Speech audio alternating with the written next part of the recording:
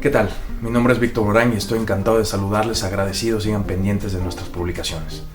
Como saben, este espacio no tiene la intención principal de marcar o establecer caminos o formas que lleven a un conflicto. Por el contrario, la finalidad es acercar a nuestra comunidad de información sobre temas legales, principalmente de carácter familiar, a fin de que ustedes puedan formar un criterio sobre los cientos de posibilidades que existen y desde luego que conozcan el alcance de la ley, pues esta tiene lugar hasta en los aspectos más insignificantes de nuestra vida, en la familia, en el trabajo, como ciudadanos o como empresarios. Este y otros videos ya en nuestra página intentarán brindar de manera clara y sintetizada los conceptos generales y ciertas hipótesis de casos y las soluciones que han visto la luz en GESOFAM.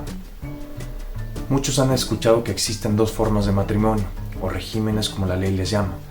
Estas son separación de bienes o bienes separados y sociedad conyugal o bienes mancomunados. Ambas expresiones son correctas, aunque la ley las denomina como primero mencionado. Estas dos formas de matrimonio se refieren a quién o quiénes serán los dueños o propietarios de los bienes que se adquieran durante el matrimonio e incluso sobre los bienes adquiridos antes de casarse. Esta segunda hipótesis la abordaremos en un siguiente video que tratará sobre las capitulaciones matrimoniales, que no es más que un acuerdo previo al matrimonio. Bien, en el caso del régimen de separación de bienes, cuando las personas se divorcian, habrá que definir o debatir en juicio sobre las obligaciones económicas que en su caso tendrán los cónyuges divorciantes entre ellos y para con los hijos. Es decir, cuando se han casado por el régimen de separación de bienes, la obligación primaria que habrá de etiquetarse es la del otorgamiento o entrega de una pensión alimenticia. Como accesoria, existe la figura de la compensación, que no es más que retribuir económicamente a la madre o al padre que han dedicado el tiempo de matrimonio al cuidado de los hijos y a las actividades del hogar. El resultado de que uno de los cónyuges pida compensación la compensación a la que me refiero es muy similar a la que tendría la sociedad conyugal, y ahora veremos por qué. Casados bajo el régimen de sociedad conyugal, al disolverse el matrimonio debe convenirse o en su caso debatirse judicialmente sobre la forma en que los bienes adquiridos habrán de repartirse.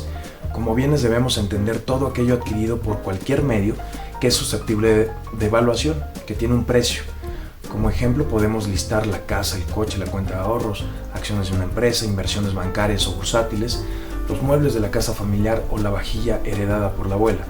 Pero también el ganado, las patentes de marca o invención, los derechos de autoría de algún libro o cualquier otra cosa que pueda tener un valor en el mercado. Si no existe acuerdo previo al matrimonio, que como ya lo mencioné antes, se llama capitulaciones matrimoniales, si no lo hubiera, entonces todo eso que se adquirió durante el matrimonio debe repartirse en igual proporción, sin importar quién de los divorciantes trabajó o aportó más. Es así de simple. Y aquí la similitud de la figura de la compensación que aparece cuando se disuelve o termina el matrimonio bajo el régimen de separación de bienes. Esa figura protege o tutela los derechos patrimoniales que tiene aquel cónyuge divorciante que no adquirió nada a su nombre, pero que necesariamente participó o contribuyó para adquirir los bienes, todos y más de los que ya he mencionado. En este caso, la ley en nuestro estado señala que podrá pedir cualquiera de los divorciantes hasta un 50% de los bienes adquiridos por su contraparte, siempre y cuando haya dedicadose preponderantemente a las labores del hogar y al cuidado y educación de los hijos. Entonces aquí la ley obliga a quien reclama esa compensación a probar que así fue. Lo que no ocurre cuando se casan bajo el régimen de sociedad conyugal. En este caso, todo debe repartirse como si se tratara de la liquidación de una empresa en la que solo hay dos socios. Así de simple. Las preguntas que seguramente seguirán son las referentes al cómo, cuándo y cuánto dura un proceso de esa naturaleza.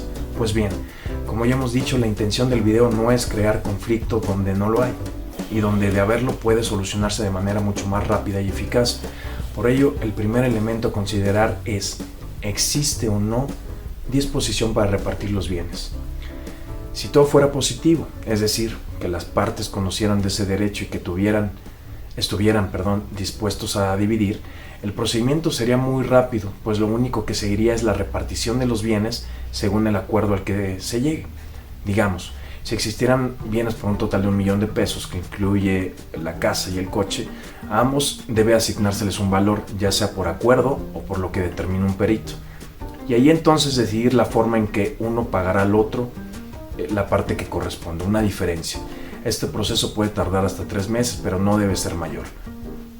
Ahora bien, en caso de no existir acuerdo, la única forma para poder acceder a ese derecho es mediante un juicio, sin importar el régimen bajo el cual se encuentren casados. El proceso se inicia con la presentación de una demanda ante un juez y en ella se expresan los hechos y se dirá cuál es la pretensión o pretensiones, es decir, qué se quiere además del divorcio. Puede ser la compensación en el caso de la separación de bienes o la liquidación en el caso de la sociedad conyugal. Lo que al proceso se refiere, me limitaré a señalar que son fundamentales 3 elementos o aspectos a considerar: acreditar la existencia de los bienes, la evaluación de estos y, en el caso de la compensación, acreditar por cualquier medio legal que el esposo o la esposa se dedicaron preferentemente al cuidado y educación de los hijos y a las labores del hogar.